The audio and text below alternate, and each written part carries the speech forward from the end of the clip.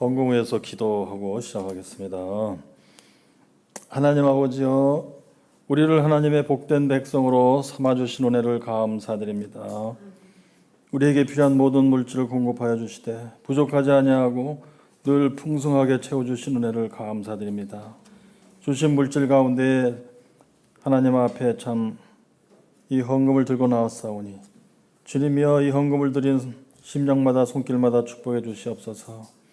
하나님의 참 거룩한 명을 따라 10분의 1을 드린 성도가 있사오면 주님이여, 그 성물을 연합하여 주시고 그 11조 성물을 드린 손길마다 축복해 주셔서 하나님이 약속하신 대로 그들의 창고에 쌓을 것이 없도록 부으시는 이 하나님을 경험하게 하시고 이 하나님을 그들의 입술로 증거하게 하여 주시옵소서. 지난 일주일 동안 우리에게 행하신 모든 일 감사하여 주일 감사함을 드리나이다. 주님이여, 이 감사 예물을 드린 심령마다 하나님이 손수 축복해 주심으로 그 심령의 범사에 감사하는 믿음이 더욱 견고해져서 우리 영혼이 하나님 앞에 가는 그날까지 인생에서 어떤 일을 당하든지 범사에 감사하는 믿음으로 늘 이기며 승리하게 도와주시옵소서.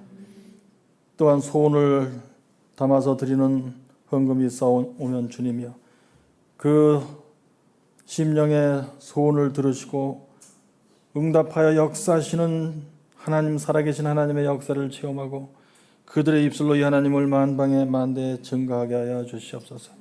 주여, 이 예물이 쓰이는 곳에 하나님의 영광이 나타나 역사해 주심으로 사랑과 생명의 열매가 풍성히 열리게 하시고 하나님의 영광이 더욱 밝게 드러나게 하여 주시옵소서. 우리 주님 예수님 이름으로 감사하며 기도드리옵나이다. 아멘. 말씀을 증거하겠습니다. 자, 여러분, 제가 신학교 다닐 때, 저는 고3 때 교회를 나가기 시작했는데요. 신학교 다닐 때에 참 믿음을 흔드는 말들을 많이 듣게 돼요. 그 중에 하나가 뭐였냐면, 사도 바울께서는 살아생전에 예수님이 살아생전에 오실 걸로 믿고 있었어요. 그런데 실제로 보면은 그분 돌아가셨는데 2000년 전에 예수님 아직 재림 안 하셨단 말이에요. 그 사도 바울이 뭘 잘못 알았다, 아마 실망 많이 하고 죽었을까도 모르겠다, 뭐 이런 얘기를 해갖고 그럴 수도 있겠다, 또 교수님이 하시는 말씀이니까 맞겠지 뭐, 해가지고 이제 마귀가 역사를 해요. 그래가지고 신학교 다니다 그만두는 사람도 간혹 있고 그렇습니다. 근데 제가 몇 년 전에 깨달았어요. 이 나이 되도록 이제 살고 보니까 그게 마귀 역사였더라고요. 제가 나이가 지금 몇 살 정도 되고 계시나요? 죄송합니다.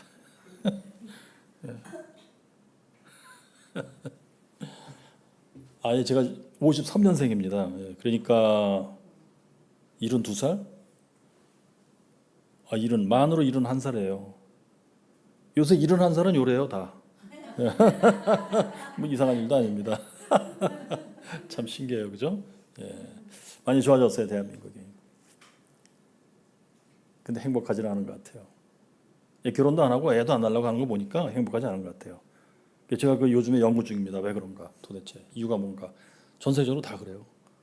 북유럽이, 뭐 스웨덴, 노르웨이, 거기요, 핀란드 복지 엄청 좋다 이렇게 돼 있잖아요. 그래서 몇 년 전에는 출산율이 좀 올라갔었대요. 근데 몇 년 전부터 다시 급격하게 떨어지고 있답니다. 복지를 좋게 하는 것이 저출산 문제를 해결하는 방법이라고 생각하고 있었는데 아니라는 증거가 나왔습니다. 이유가 뭔지 더 찾아야 돼요. 저의 개인적인 추측은 아마 이것이 집단적인 우울증일 것이다. 지구상에 살고 있는 호모사피엔스에. 이거 딴 얘기로 흘러가서 좀 뭐합니다만, 호모사피엔스가 나오기 전에 네안데르탈인이라고 있었잖아요. 멸종해서 없어져 버렸어요. 학자들이 연구 많이 했어요. 근데 그중에 한 설이 뭐냐면 집단 우울증입니다. 제가 볼 때는 맞아요. 그게 맞아요. 자, 아무튼 딴 얘기인데요. 이것이 이제 오늘 말씀하고 관련도 있긴 있어요. 사도 바울께서 왜 예수님이 자기가 살아있을 때 오실 거라고 생각했느냐, 우선 증거부터 우리가 보겠어요. 자, 고린도전서 15장 50절에 이렇게 되어 있어요. 형제들아, 내가 이것을 말하노니 혈과 육은 하나님 나라를 유업으로 받을 수 없고, 이건 뭐냐? 혈과 육은 물질로 된 몸이란 뜻이에요.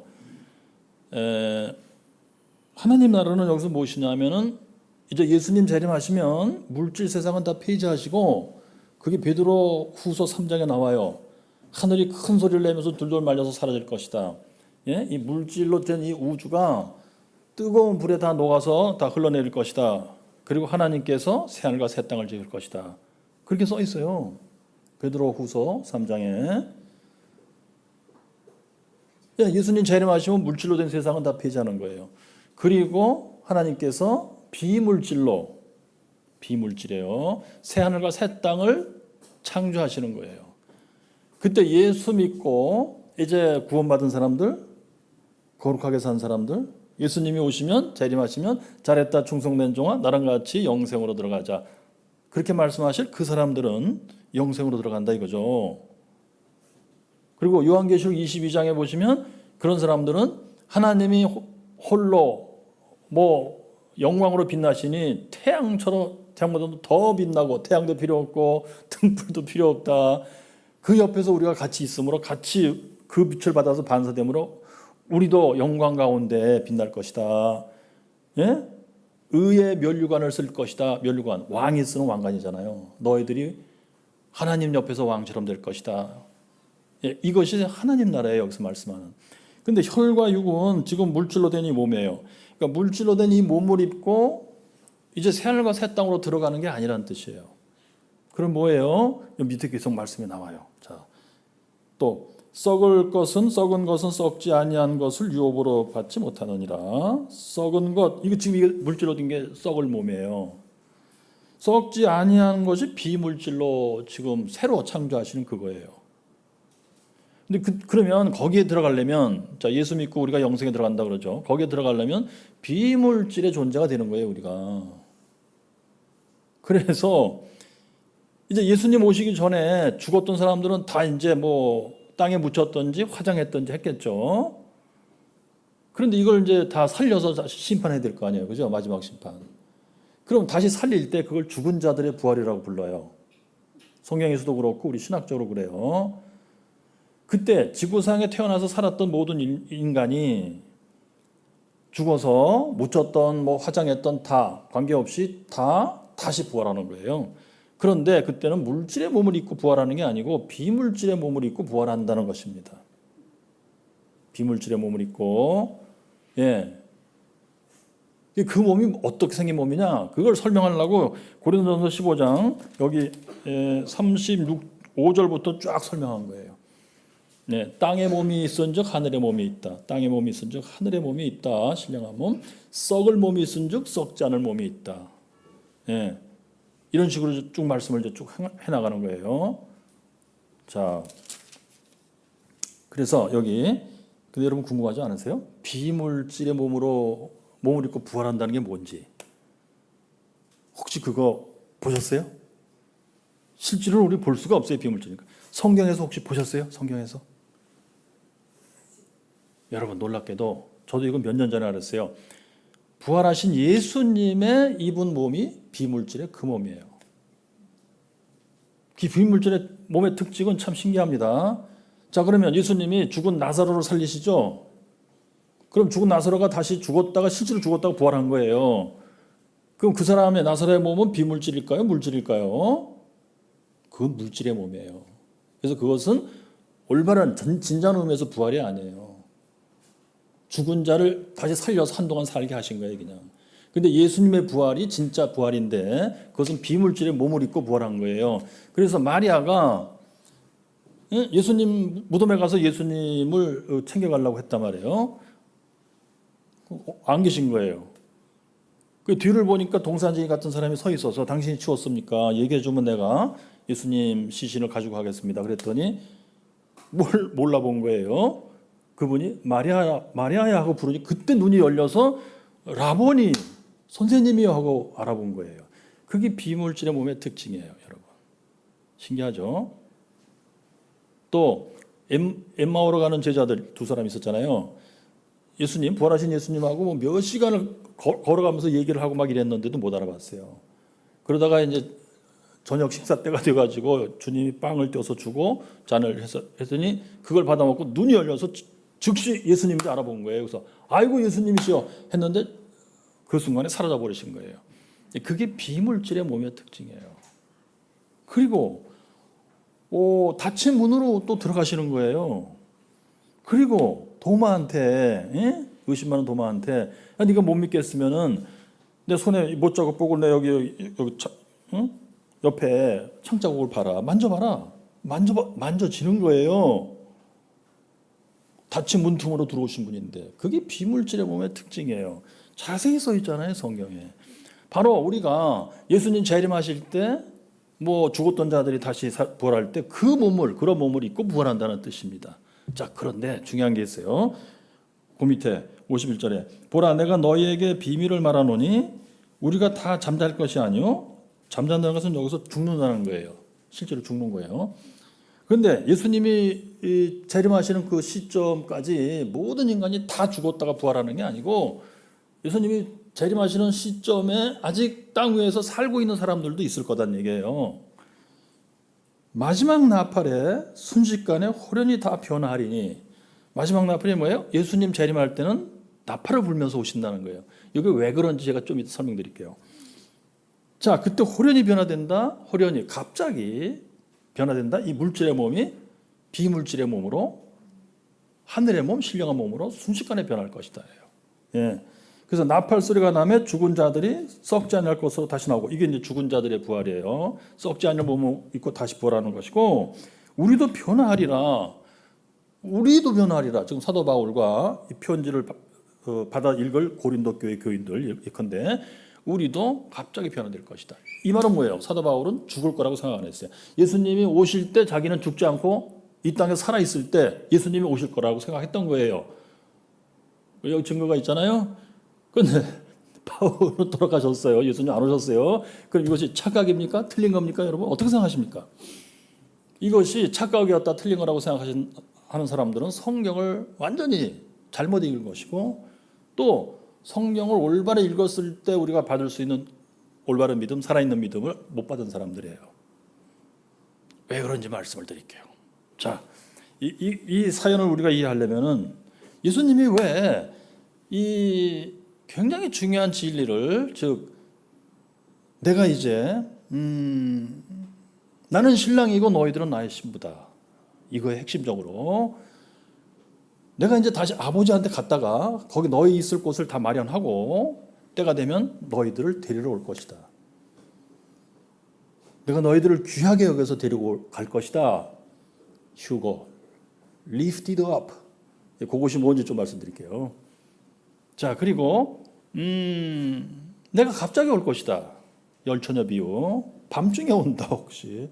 그리고 그때는 아들도 모르고 천사도 모른다. 아들인 예수 그리스도 나도 모르고 천사도 모른다. 오직 아버지 하나님이 알고 계시다. 이 얘기를 왜 하셨는지 도대체. 그리고 마지막 만찬 하시면서 제자들한테 떡 나눠주시고 포도주 나눠주시고 이제부터 내가 아버지 나라에서 새 포도주를 마실 때까지 이제 포도나무에서 나는 것을 내가 먹지 않겠다라는 말씀을 왜 하신 건지 도대체. 그 사연을 좀 말씀드리겠어요. 여러분 혹시 다 알고 계신가 모르겠는데요. 아마 모르실 거라고 생각을 하면서 말씀드리겠어요. 여러분들이 되게 잘 모르시기 때문에 제가 지금까지 먹고 살았습니다. 여러분들 다 알고 근데 또 제가 알려드려도 한두 달 지나고 또 다 잊어버리시더라고요. 그래서 제가 평생 먹고 살았습니다. 죄송합니다. 이러면 안 되는데 주일날 그죠? 여러분들 재밌으시라고. 재밌으신가 모르. 저만 재밌는 것 같아요. 아유 참 그렇습니다. 자, 여러분 예수님 당시에 예수님 당시에 갈릴리 그 어떤 지역이래요. 거기에 결혼 풍습이 있었는데 거기만 그렇게 독특했대요. 그 지역 말고 그 옆에 지역만 해도 아주 굉장히 중요한 부분에 있어서 좀 달랐어요. 근데 요 지역 독특한 결혼 풍습이 있는 요 지역의 결혼 풍습을 가지고 예수님이 이 중요한 진리 내가 갔다가 다시 와서 너희들 데려가겠다. 이 진리를 설명해 주신 거예요. 그게 뭐냐면 다음 같습니다. 거기 이제 결혼 풍습이 이렇대요. 이쪽에 이제 이쪽 마을에 있는 신랑 그리고 이쪽 마을에 있는 신부 서로 이제 뭐 어떻게 중매자를 통해서 이제 알게 됐겠죠. 그럼 신랑이 신분의 동네로 간대. 신분의 동네로 가서 이제 그때 아버지 모시고 가고 자기 친척들 모시고 가고 뭐 친구들도 돌아가겠죠. 가요. 그래가지고 그 마을 어귀에서 이제 신부 쪽 식구들하고 만나요. 거기서 신부 나오고 신부 아버지 나오고 또 친척들 나오고 나와요. 그래서 마주보고 이제 신랑이 가지고 간 이제 포도주하고 잔. 그래서 포도주를 따라서 신부한테 이렇게 내밀어요. 그때가 이제 신부가 받아들일 것이냐 거절할 것이냐를 결정하는 순간이에요. 그때 포도주 잔을 받지 않으면 거절하는 거예요. 거기서 끝나는 거예요. 근데 신부가 그걸 받아요. 그리고 마셔. 그러면은 동의한다는 뜻이래요. 그 약혼이 되는 거예요. 그럼 신랑이 그걸 받아갖고 따라서 신랑도 마셔요. 그리고 경우에 따라서는 요즘도 유대인들이 결혼할 때는 그걸 하더라고요. 뭐냐면 그 유리 잔을 수건으로 싸가지고 바닥에 놓고 발로 밟아요. 신랑이. 그걸 깨트려 버립니다. 바로 그건데요. 뭐냐? 이제 지금 이 약혼 장면에서도 그 잔, 포도주를 마신 잔을 바닥에 놓고 발로 깨트려서 버리면은 뜻이 무엇이냐면 내가 이 잔을 가지고 다른 여자한테 가서 이렇게를 안 하겠다는 뜻이에요. 너하고만 약혼한 것이다예요. 이 약속을 내가 철저히 지키겠다는 뜻입니다. 여기서부터 이제 막 심각해지기 시작해요. 되돌릴 수 없어요. 약속한 거예요, 이제. 자, 그러면 이제 그다음 장면이 뭐냐면 그 신랑 아버지가 이제 돈을 갖고 왔는데요. 이렇게 자루에다가 동전. 그래서 이제 신부 측에 줘요.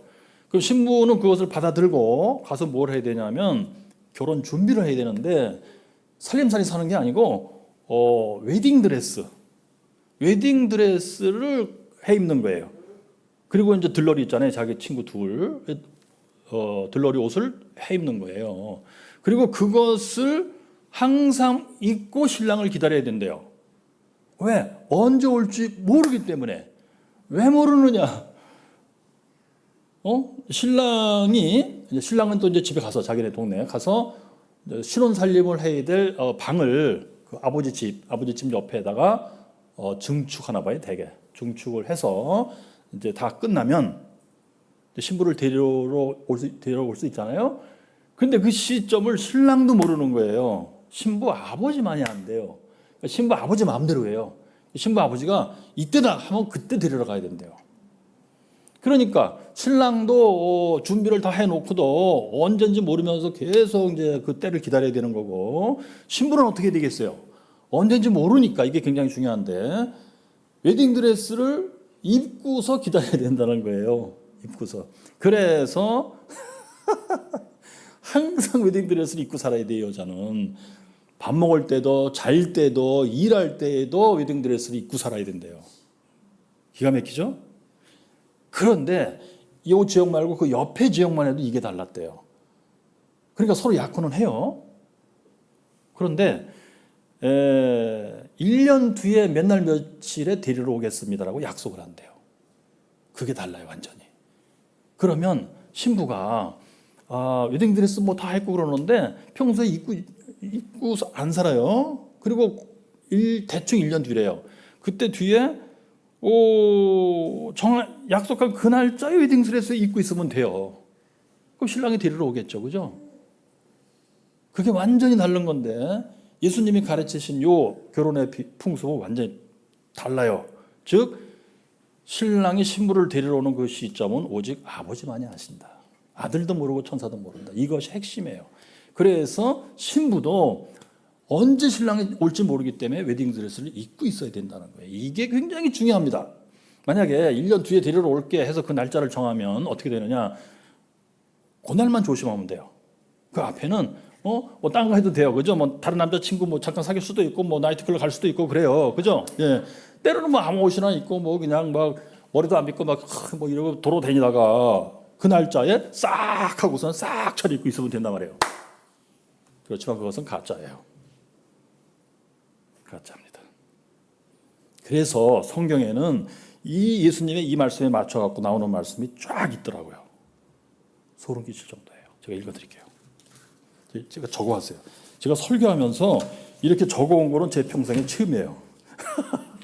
제가 20년도 넘게 집회를 다녔는데 이렇게 적어온 거를 여기서 처음이에요. 여기가 처음이에요. 제가. 놀라운 일이에요. 이것도. 제가 이런 사람이 아닌데. 자, 여기 제가 읽어드릴게요. 자, 첫째, 마태복음 26장 29절. 이거 시험에 나오니까 잘 들으셔야 돼요. 마태복음 26장 29절. 내가 포도나무에서 난 것을 이제부터 내 아버지의 나라에서 새 것으로 너희와 함께 마시는 날까지 마시지 아니하리라 하시니라. 다른 말로 뭐겠어요? 다른 여자는 내 신부가 아니야. 너만이 나의 신부야. 예수 믿는 사람들마다 예수님께서는 그 말씀을 하시는 거예요. 나는 너랑 약혼하였다. 너는 나의 신부다. 나는 너의 신랑이다. 이제 아버지께서 이때다 하는 그때에 내가 너희들을 다시 데리고 올 것이다. 그때 우리는 하늘에서 혼인잔치를 할 것이다. 어린 양 혼인잔치, 그게 요한계시록이에요.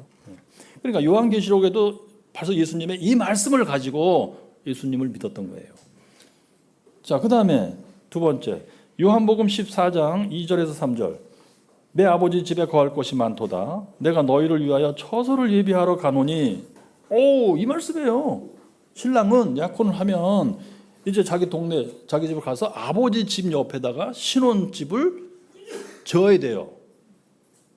신부를 데려올 준비를 하는 게 그거예요. 예수님이 그 준비하러 가신다는 거예요. 아버지 옆으로. 그래서 예수님이 부활하여 승천해가지고 지금 하나님 우편에 계시도다 하는 것은 그냥 올라가가지고 가만히 앉아 계신 게 아니고 우리를 맞이할 것을 다 준비하고 계신다는 얘기예요. 준비 다 끝났어요, 지금 사실. 근데 아버지께서 이때다라고 아직 안 하고 계신 거예요. 네.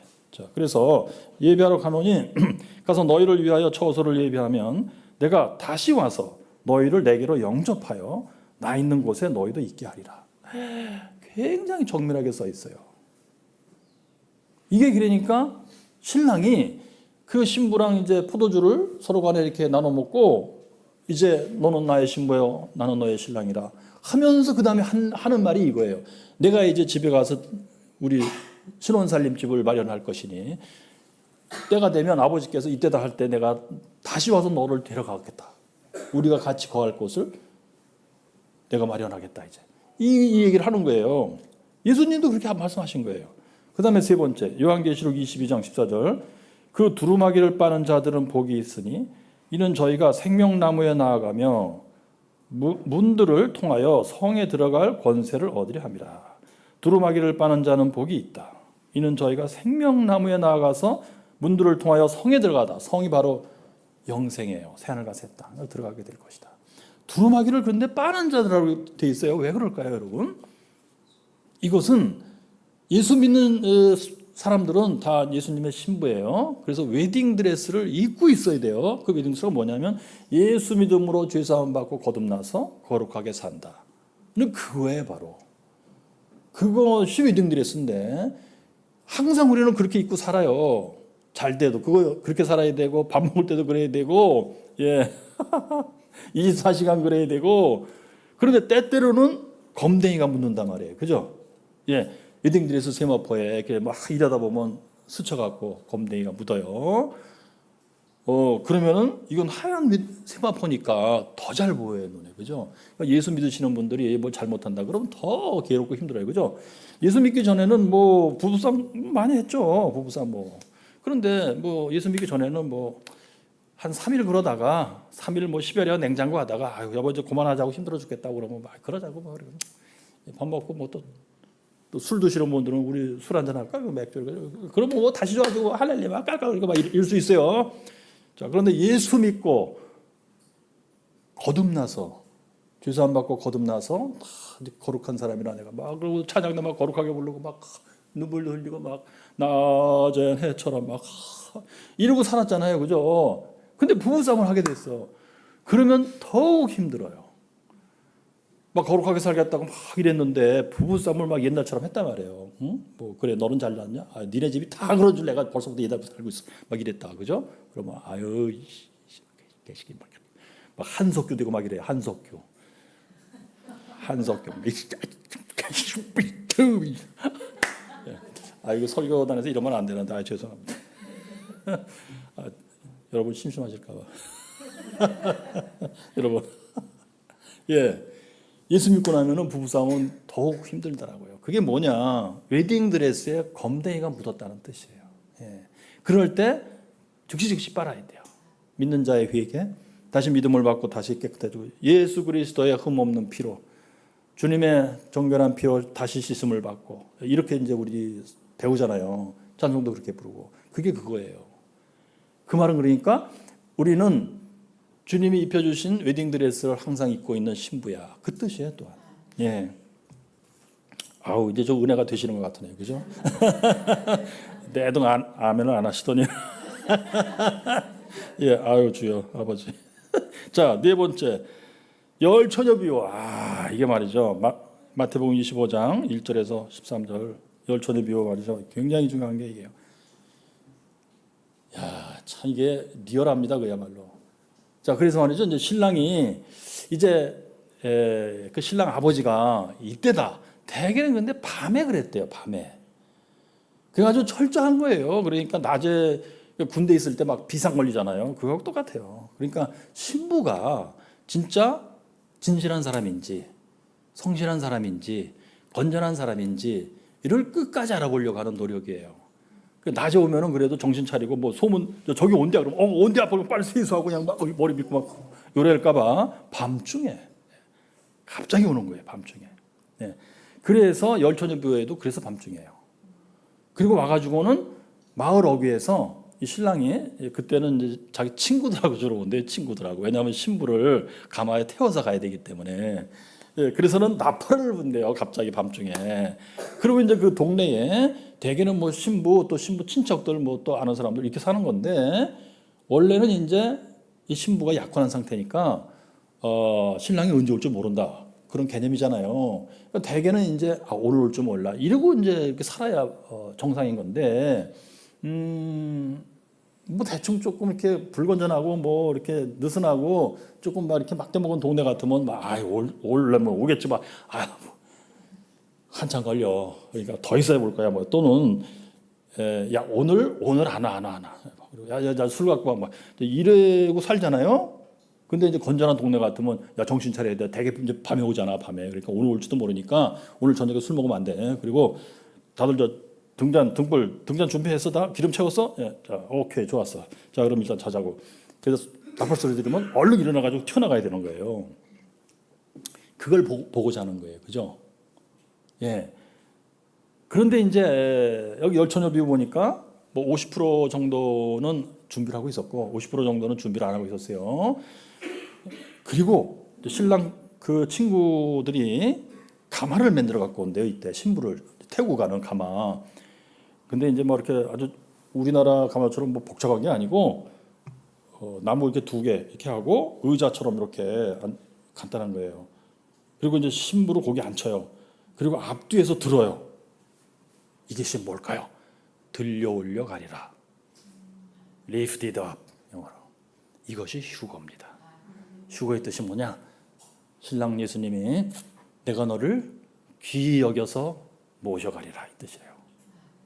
자 이거 들을 때 가슴이 막 찡하면서 코끝이 찡하고 주님이여 주님이 나를 그토록 사랑하십니까? 이 느낌이 확 밀려와야 되는데 그런겨?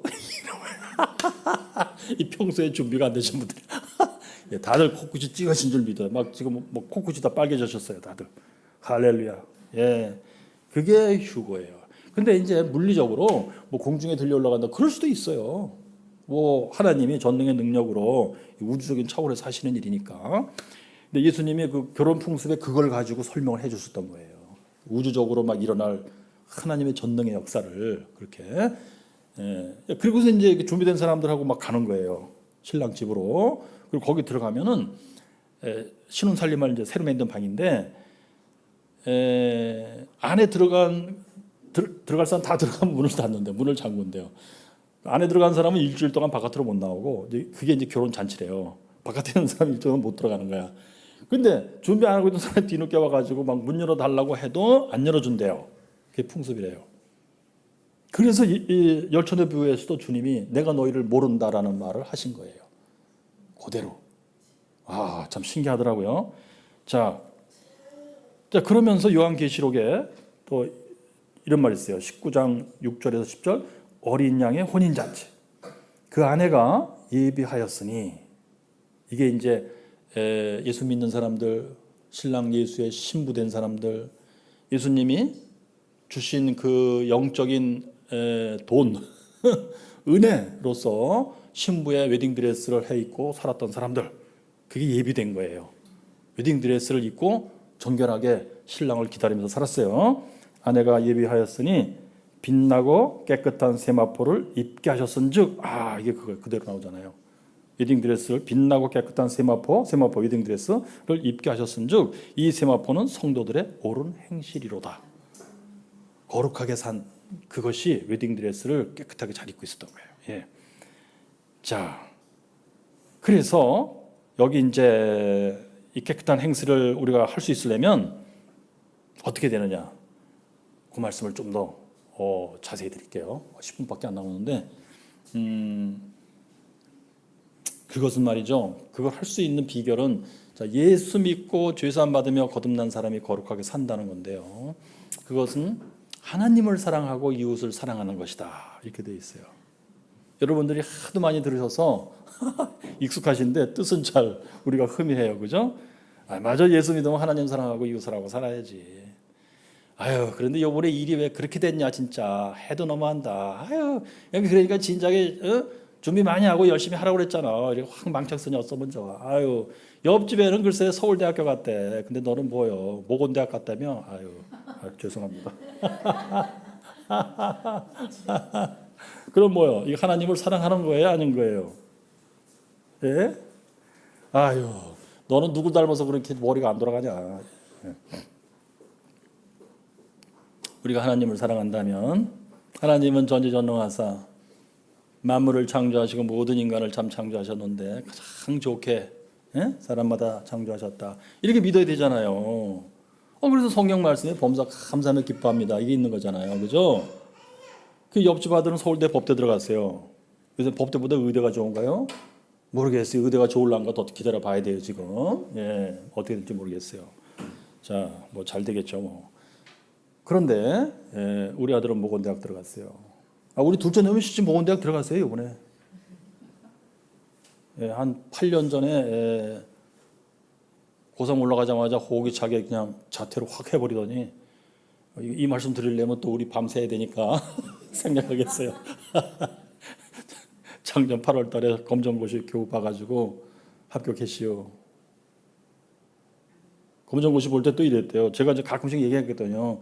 너 다른 과 전공 들어가면 너 공부하다가 다 중도 포기하고 그러기 쉬우니까 신학대학 가라. 야, 신학대학은 아빠도 나왔지 않냐. 거긴 살살 하면 돼. 괜찮냐. 거긴 아무것도 아니야. 아유, 죄송해요. 그랬더니 나 신학교 싫어. 진짜 막 이랬는데 나 예수 믿는 거 싫어. 나 찬송가 복음성가 제일 싫어. 아주 막 이러던 놈인데. 그러니까 하나님의 역사가 있어야 돼요. 얘가 전기 기타 이거에 미쳐가지고 막 이래고 이제 수년을 그렇게 살았거든요. 그래가지고 막 락 스피릿하 그래서 바람의 정신 막 이랬는데 자식이 제가 그랬죠. 하나님은 살아계시고 만사는 다 하나님이 섭리하시는 거야. 다 좋으라고 그러신다. 근데 이 얘기를 자세히 하려면 복잡한데요. 걔가 왜 그러느냐. 저희 아버님 닮아서 그래요. 저희 아버님이 뭐냐. ADHD예요. 옛날에는 그 지식이 없었어요. 근데 제가 요즘에 와서 공부해 보니까 저희 아버님은 아주 전형적인 ADHD였거든요. 고생 많이 했어요. 저도 그래서. ADHD는 돈을 못 벌어요. 그리고 왜 당신은 그렇게 정신을 못 차려요? 제발 좀. 그래도 소용없어요. 자, 그건 다음에 기회가 있으면 다음에 여러분들이 또 불러주시면 그때 와서 얘기하고 오늘은 시험에 나올 것만 말씀드리겠어요. 자, 여러분, 근데 검정고시를 왜 보게 됐냐면요. 이 기태 이렇게 하잖아요. 그래서 이제 연습실을 이렇게 지하에다 갖다 줬어요. 근데 거기에 무슨 대전에서 무슨 대학인지 대학 다니는 여학생이 와가지고 같이 연습하고 또 막 이랬나 봐요. 근데 어떻게 서로 둘이 좋아진 것 같아요. 2달 동안 뭐 서로 이렇게 좋다고 뭐 이렇게 한다고 그랬는데 이 여자가 얘를 쳐버렸어요. 싫다 이거야. 너 고등학교 자퇴하고 너 중학교 나온 거야 그러니까. 그래가지고 3일 동안을 방에서 안 나오고 막 죽을 것처럼 막 이러더니 다시 살아났어요. 예. 제가 그랬죠. 거봐 이놈아, 너 대한민국에서는 대학을 못 나오면은 장가를 못 가. 그랬더니 처음에 나 결혼 안 할래요. 막 이러더니 야 너 검정고시 봐. 그랬더니 예 알았어요. 자 그럼 학원을 다니라 그랬더니 예 알았어요. 그랬더니 뭐 이게 ADHD는 말만 해 말만. 예 알았어요. 그럼 못해 행동을 못해요. 야 그럼 나랑 같이 공부하자. 그랬더니 예 알았어요. 뭐 전혀 못했어요. 시험 보는 날짜가 됐어요. 근데 시험 보러 들어가면서 그랬대요. 하나님, 우리 아버지가 나보고 신학교 가라는데 하나님이 나 신학교 보내시려면 이번 한 번에 딱 합격하게 해주세요. 그러니까 검정고시는 이 과목 합격하면은 그 다음에 또 보고 이렇게 되거든요. 과목 합격하면 그 과목은 이제 2번째 볼 때는 안 봐요. 그러니까 2-3번 시험 봐야 될 줄 알았어요, 우리는. 근데 그 시험에서 그냥 합격해 버렸어요. 수학은 20문제인데 3번만 다 찍었더라고 이놈이. 25점 받았어요. 그래서 5개 맞아서 5는 25점. 근데 딴 거를 좀 괜찮게 해가지고 평균이 75인가 나와가지고 합격한 거예요. 그런데 기도를 그렇게 하고서 합격했으니 어떻게 신학대학 그래서 간 거예요. 예. 자, 제가 이 말씀을 왜 드리지? 하나님을 사랑, 이웃을 사랑이요. 자, 이럴 때 야 옆에는 지금 서울대 의대 갔댄다. 넌 이게 뭐냐? 뭐가 안 되고.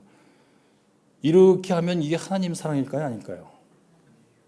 하나님 사랑하려면 범사 감사하며 기뻐합니다. 하나님 주신 말씀이기도 하잖아요. 이게 돼야 돼요. 그리고 우리가 성경대로 믿고 이렇게 신앙생활 하다 보면 이제 하나님에 대해서 점점 알게 되고, 온 우주도 하나님이 다 창조하시고 모든 인생도 하나님이 창조하시고 하나님의 뜻대로 섭리하시고 예수님 말씀에도 머리카락 하나까지 세신 바 되었다. 참새 한 마리 락도 하나님의 뜻이 아니면 땅에 떨어지지 아니한다. 참새 떨어지는 것조차가 하나님이 다 만세전에 설계도에 다 기록해 놓으신 대로예요.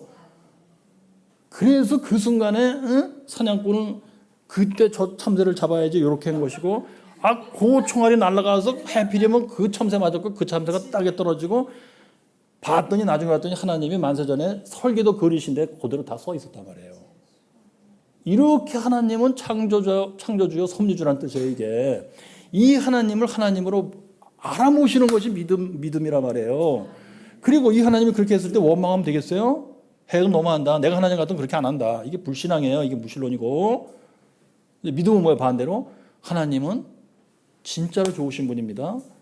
그래서 로마서 8장에도 아들도 아끼지 아니하시고 나를 죄에서 건지시려고 죽음에 내주신 하나님이 뭘 아껴서 나한테 안 해주시겠느냐? 가장 좋은 것으로 나한테 채워주신다. 이거 웨슬리 목사님도 하신 말이에요. 심지어 범사 만사 먼지터럭 하나까지 날라다니까 하나님이 다 섭리하신다 했으니 예수 믿고 죄사함 받고 거듭나서 새 사람 되고 보니까 이 세상의 만사가 다 하나님의 섭리잖아요. 이게 다 베스트다라는 거예요. 이게 세상 만사, 세상에 존재하는 모든 것은 더 베스트다. 가장 좋은 것이다. 이렇게 믿어지고 이 기분이 되는 거예요. 웨슬리 목사님 설교도 그렇게 써 있어요. 근데 이게 잘 되면 믿음 굉장히 좋은 상태고 이게 됐다 안 됐다 그러면 믿음 좀 나쁜 상태고 이게 거의 안 된다 그러면 믿음이 없는 거예요. 이거 믿음 다 까먹은 거예요. 이거. 그러므로 하나님을 사랑합니다가 되려면 어떻게 돼요? 기본적으로 범사 감사하며 기뻐한다가 되게 돼요. 여러분 이것이 안 될 것 같죠? 됩니다. 그 말씀만 드리고 제가 마쳐야 될 것 같아요. 근데 이 하나님 사랑이 되면 이웃 사랑도 저절로 돼요. 사실은. 왜 이웃 사랑은 하나님 사랑에서 나와요. 이웃 사랑은. 저도 이게 안 되는 건 줄 알았어요. 그런데 제가 이제 영적인 과정을 거쳐온 과정이 나름대로 좀 복잡해요. 그거 다 말씀드리려면 3박 4일 집회를 해야 되기 때문에 다음 기회에 불러주시면 또 오겠어요. 그때는 여기를 꽉 채워갖고 여러분 막 완전히 막 로마 군인처럼 막 투구 쓰고 믿음의 투구를 쓰시고 막 성령 충만하여 저를 부르시며 와가지고 3박 4일 막 뜨겁게 불이 임하는 이 집회를 하도록 하겠습니다. 할렐루야. 제가 집에서 연습하는데 잘 안 돼요. 제가 조영기 목사님 연습을 좀 했거든요. 감사합니다. 그게 쉬라므로 감사합니다. 성령 충만하시기 바랍니다. 근데 저 집사람이 제발 좀 밥 좀 먹자고요. 그러면 저 집사람한테 혼나고 그냥 조용히 살고 있습니다. 여러분, 안 될 줄 알았어요, 제가. 근데 제가 이제 그런 과정을 거쳐가면서 우울증도 한 6, 7년 알았어요, 제가. 부흥사 한 10년 하고 우울증을 한 6, 7년 알았어요. 그리고선 다시 거기서 이제 살아났는데, 그때 깨달은 진리가 세 가지 있어요. 2008년도에 제가 7년도에 우울증 시작됐고, 2008년도에 1년 반 지나서 우울증이 좀 났어요. 그런데 그게 단한 게 아니더라고요. 한 6, 7년을 가요. 그때 가면서 저를 괴롭힌 질문이 뭐냐면, 왜 인생은 예수 믿어도 힘드냐 했었어요. 저 집사람이 간혹 그래요. 당신 부흥사면서 그렇게 어려우면 기도로 이기고 은혜로 이기고 말씀으로 이겨야지 그게 뭐냐. 전 그랬어요. 그때 나는 이제 말씀이고 기도고 찬송이고 다 싫다 그랬어요. 지금까지 내가 번 돈이 다 어디 갔느냐 막 이랬어요. 왜? 저는 그때까지 10년 넘도록 잠언서 19장 17절 가난한 자를 불쌍히 여기는 것은 여호와께 꾸이는 것이니 그 선행을 갚아주시리라. 꾸이는 것이니 하나님께 꾸어드린다는 얘기예요. 가난한 자를 불쌍히 여기는 것은 가난한 자를 물질적으로 돕는다는 거예요. 이 말씀에 꽂히고 미쳐갖고 10년 동안 월급 받으면 보는 대로 듣는 대로 다 이렇게 도와드리고, 저랑 같이 교수한 사람들은 다 그 정도 되면 10년 하면은 뭐 아파트도 대충 사고 자가용도 있고 컴퓨터도 있고 다 뭐 이렇게 핸드폰도 있고 그래요. 근데 저는 다 없었어요. 지금도 아파트 없고 자가용 없어요. 그럼 뭘 어떻게 사냐 너? 그냥 살고 있슈. 아버지가 갚아주시겠지 뭐. 자, 안 돼요. 그런데 10년 지났을 때 제가 우울증 걸리니까 내가 번 돈이 다 어디 갔냐 이렇게 된 거예요. 자, 아무튼 여차저차. 그런데 이제 2013년도에 이제 우울증을 벗어나는 계기가 3번 있어서 왔는데, 첫째, 이 지구는 교도소다. 내 마음대로 되는 것이 아니다. 이 지구는 그런데 행복한 교도소, 거룩한 교도소다. 예수 믿음으로 행복한 사람 되고 예수 믿음으로 거룩하게 살면 이제 이 교도소를 수속 졸업하는 거예요. 그게 예수 잘 믿는다 이렇게 표현되는 거고, 주님이 오셨을 때 잘했다 충성된 행정아 나랑 같이 영생 가자 그 말을 들을 사람이고 그 뜻이에요. 근데 이 지구는 호텔이 아니라는 걸 제가 알게 돼요. 2013년도에.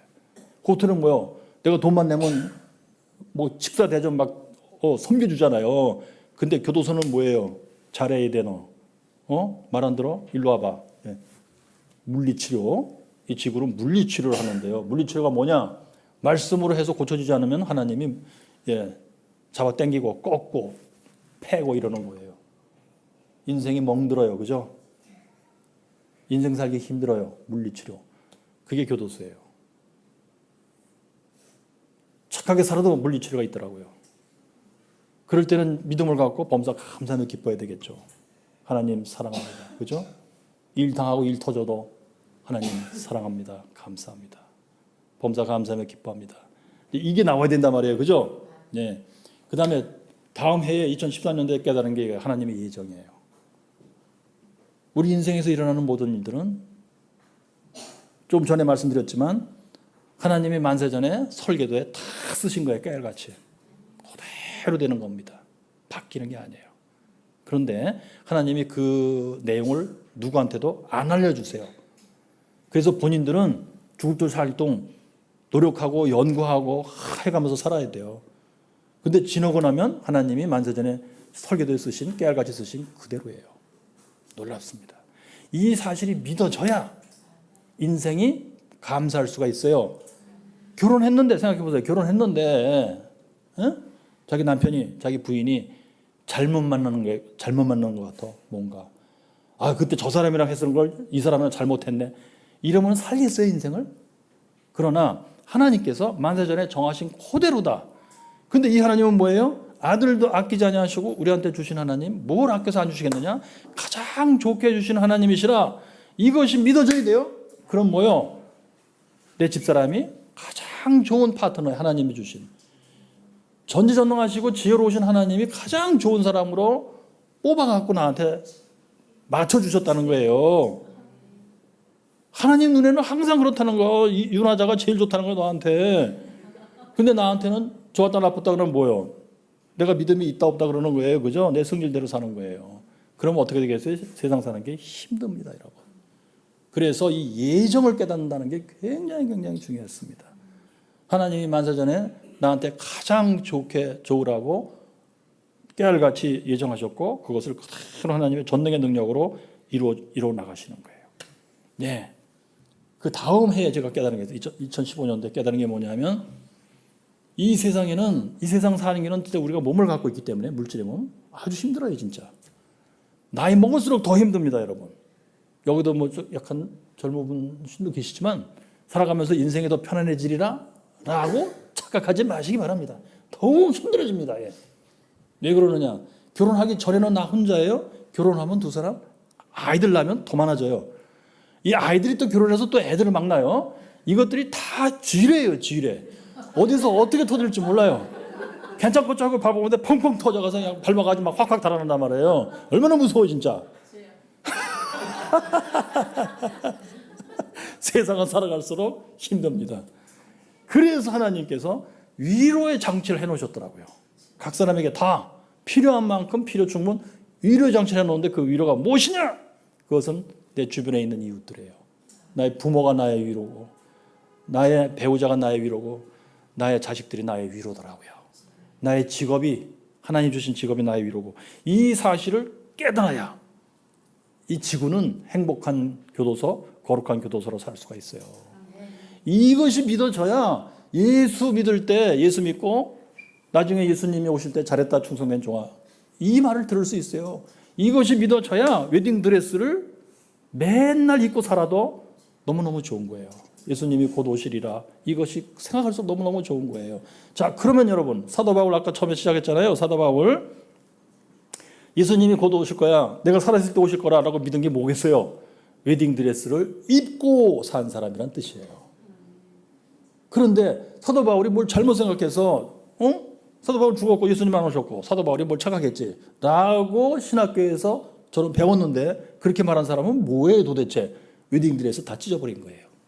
웨딩드레스 처음에는 입고 있었을 줄 몰라요 그 사람도. 그러나 예수님 안 오신다고 이까지 입어서 뭐야 다 확 찢어버리고 나이트클럽 가가지고 뭐 아시까 이랬던 사람들이라는 거예요. 영적으로. 예, 눈에 훤히 보입니다. 그죠? 무서운 현실이에요. 무서운 현실이에요.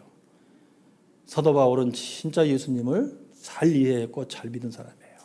그러니까 예수님이 곧 오시리라 이렇게 기다렸던 것이죠. 깨끗한 신부예요. 진실한 신부예요.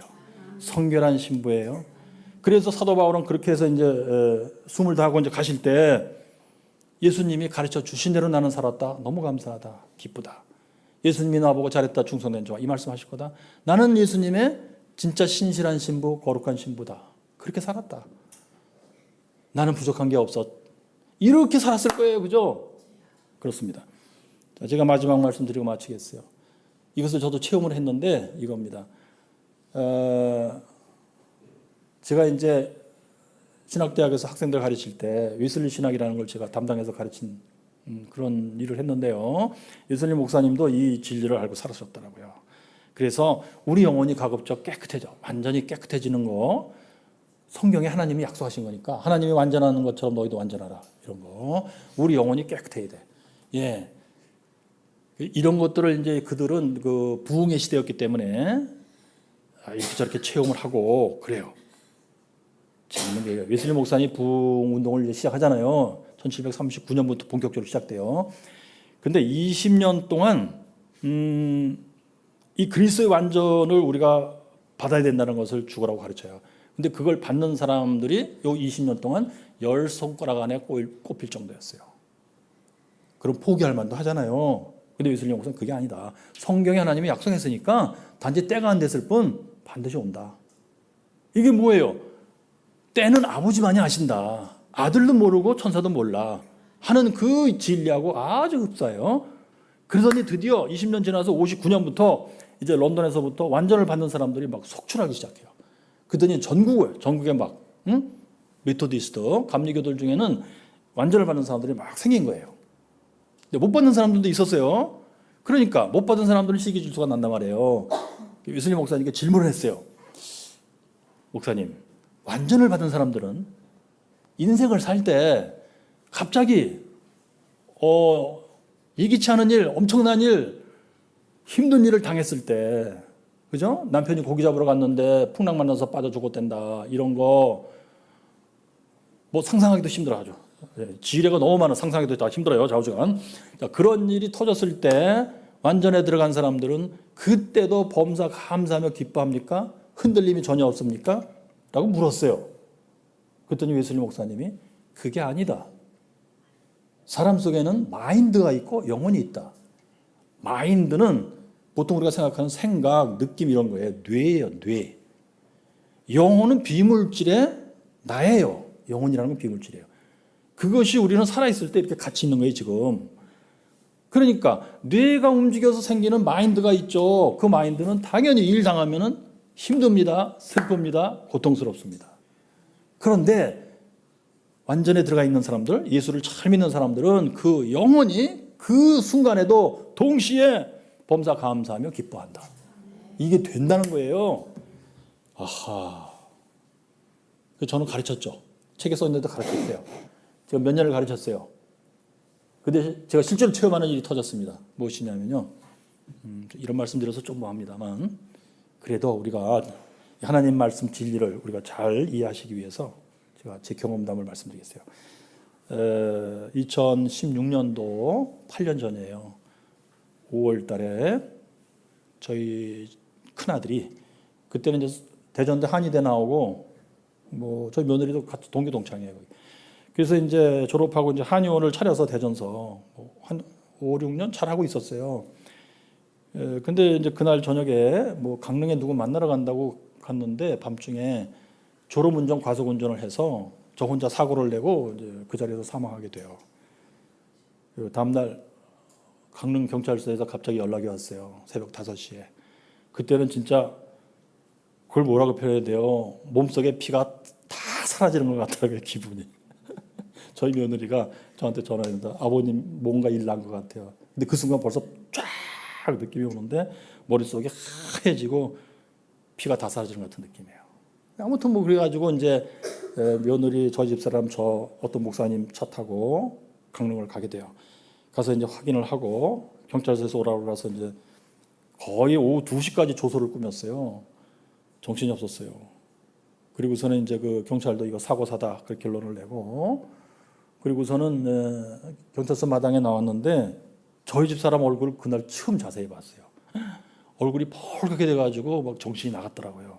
저도 모르게 끌어안고 저도 모르게 나온 말이 하나님이 가장 좋은 때 주시더니 가장 좋은 때 데려가셨다. 감사하며 기뻐하자 그랬어요. 그랬더니 당신 말이 맞다 그러면서 막 엉엉 울더라고요. 경찰서 마당에서 오후 2시에 점심도 먹고 그러면서 이제 저녁에 겨우 이제 데려가도 된다는 검찰에서 명령이 떨어졌어요. 그래서 그를 이제 그 시집 모시는 차에 태우고 거기에 이제 저희 집사람 며느리 타고 저는 목사님 차 타고 이제 대전으로 오는데 중간중간 이제 휴게소에서 쉬게 되잖아요. 그때 만나서 또 같이 끌어안고 그럴 때 저희 집사람이 진심으로 당신 말이 맞다고 하나님이 가장 좋은 때 주시더니 가장 좋은 때 데려가셨다. 기뻐하며 감사하자. 그러더라고요. 그런데 그렇게 말은 그렇게 하면서 영혼은 진짜 그래요, 느낌이. 왜? 하나님은 만세 전에 저는 그때 2014년도에 예정을 깨달았잖아요. 만세 전에 설계도를 아주 깨알처럼 적어 놓으신 거예요.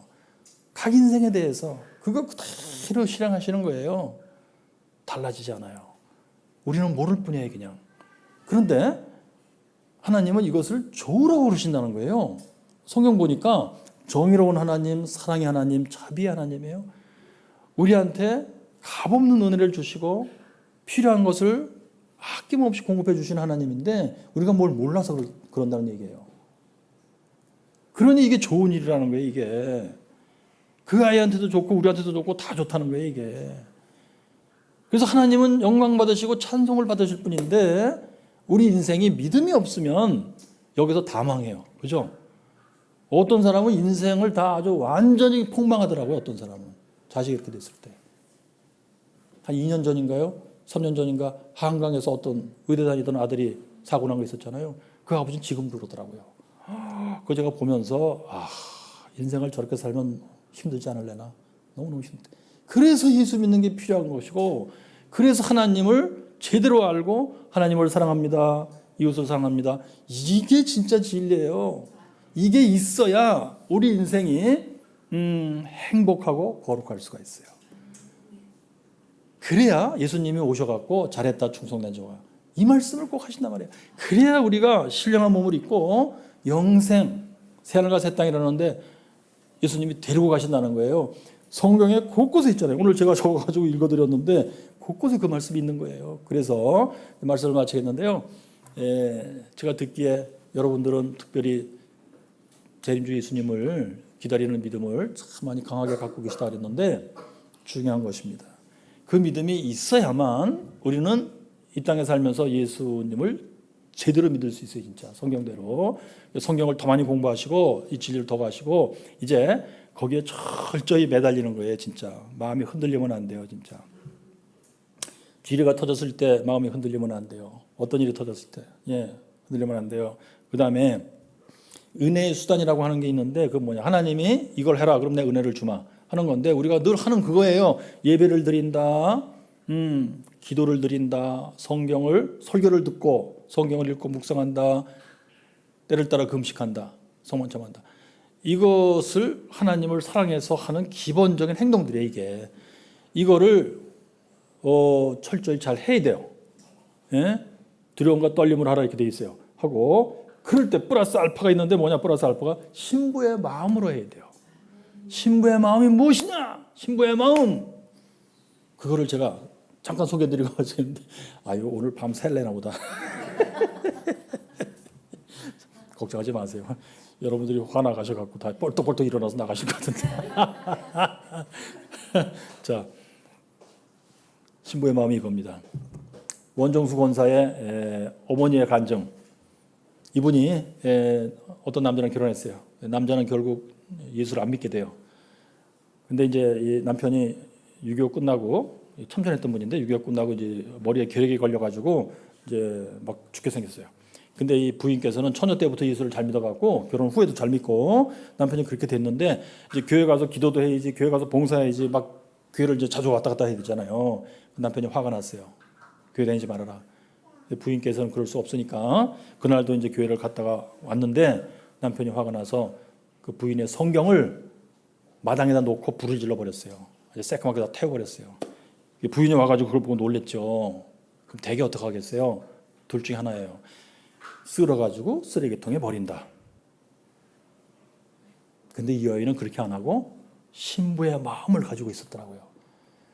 이걸 쓸어서 쓰레기통에 버린다는 것은 하나님께 너무 죄송스러워서 하나님 말씀 내가 쓰레기통에 버려? 이게 마음에 걸려서 그걸 쓸어갖고 냉수에 타가지고 그걸 자기가 다 마셔버렸어요. 그게 신부의 마음이에요. 근데 그분들의 간증이 쭉 있잖아요. 진짜 하나님이 보고 계시던 거예요. 기억하시고 시를 따라 때를 따라 역사해 주시고. 그게 원정수 권사의 간증이에요. 그 어머니의 그 신부의 마음이 그 아들에게도 넘어가고 하나님께서 그 자녀들에게도 복을 주시는 이유가 되더라고요. 원정수도 그걸 딱 닮아갖고 하나님께 참 충성을 하는데 그냥 충성한 게 아니고 플러스 알파 신부의 마음을 갖고 한 거예요. 신부의 마음을. 그게 중요해요. 그게 중요해요. 그래서 원정수가 미국에 유학 갈 때 돈이 없으니까 홀트 양자에서 이제 그 깐난쟁이들 미국으로 보내는 거, 그 알바생을 구해서 맡아갖고 가라. 그래서 비행기 타고 가면서 돌봐야 되고 우유도 먹이고 막 이래야 되는 거예요. 그런데 원정수가 이제 비행기 타기 전에 하나님께 약속을 했어요. 하나님, 내가 금식을 하면서 가겠습니다. 하나님, 나의 금식하면서 드리는 기도를 들어주세요. 내가 미국 가서 거룩하지 않은 곳에 빠져들지 않게 하시고 늘 거룩한 곳으로만 다니게 해주시고 죄짓지 않게 해주세요. 이런 식으로 기도한 거예요. 그래서 비행기 타고 가면서 이제 스튜어디스가 와가지고 그때는 미국어 영어만 사용했나 봐. 밥 먹을래? 그랬더니 no thank you. no thank you에서 밥을 안 주더래. 그래서 굶고 갔다는데 일부러 금식 기도한 거예요. 예, 그것이 신부의 마음이에요. 그러더니 하나님이 진짜 막 역사하시더라고요. 예, 그래서요 제가 마치겠어요 말씀을. 여러분 재림주 예수님을 기다리시는 거 굉장히 중요한 믿음이에요. 그게 기본이에요. 신부의 마음은 그렇게 표현해야 돼요. 사도 바울처럼 믿어야 돼요. 그 다음에 둘째, 은혜의 수단을 착실히 사용해야 돼요. 아까 말씀드린 건 하나님을 향해서, 이웃을 향해서는 이웃의 영혼을 위해서 좋은 일을 해주는 건데 그게 전도예요. 이웃의 몸을 위해서 좋은 일을 해주는 게 한마디로 구제예요. 그거를 시를 때를 따라 해야 돼요. 건배하더라고요. 제가 이제 체험한 것도 많이 있는데 다음에 기회에서 말씀드릴게요. 자, 그래서 은혜의 수단을 사용하실 때 이것을 철저히 빠뜨리지 말고 하시는데 플러스 알파 신부의 마음으로 그렇게 하시고 하나님께 약속을 하세요. 하나님, 내가 하나님이 명하신 대로 기뻐하시는 대로 내가 죽으라고 하겠습니다. 하나님 내 기도를 들어주세요. 예, 하나님이 허락하신 대로 내가 기도하겠습니다. 예, 하늘 초소에서 하감하시고 약속하신 대로 복을 내려 주시옵소서라고 기도하라. 신명기에 나오는 문장이에요. 11조를 드리라 하는 명령을 지켰나이다. 목숨 걸고 지켰나이다. 하나님이 약속하신 대로 내가 기도합니다. 하늘 초소에서 나를 하감하시고 약속하신 대로 나에게 복을 내리소서 하고 기도하라 라고 되어 있어요. 이 말씀을 기억하시고요. 네, 여러분도 체험하시고 이제 간증하시기를 예수님 이름으로 축복합니다. 아멘. 기도하겠습니다. 하나님 아버지 감사합니다. 오늘도 참으로 이 귀한 교회에 와서 주의 말씀을 증거하게 하여 주셔서 감사합니다. 주님이여, 이제 믿음을 갖고 참 주님의 은혜를 사모하여 들은 이 주님의 백성에게 복을 내려 주시옵소서. 참으로 예수 그리스도의 정결한 신부가 되는 복을 내려 주시옵소서. 주님의 말씀대로 순종하여 참 신부의 마음으로 따를 때에 하나님께서 시시때때로 그 기도에 응답하여 주심으로 체험하게 하시고 이 살아계시고 참 성경대로 역사하시는 이 하나님을 그들의 입술로 증거하게 하여 주시옵소서. 인생에서 참 부닥치는 모든 어려운 문제들을 가지고 기도할 때에 하나님이 들으시고 그 문제를 해결해 주심으로 이 살아계신 하나님을 증거하는 교회 되게 하여 주시옵소서. 우리 주님 예수님 이름으로 감사하며 기도드리옵나이다.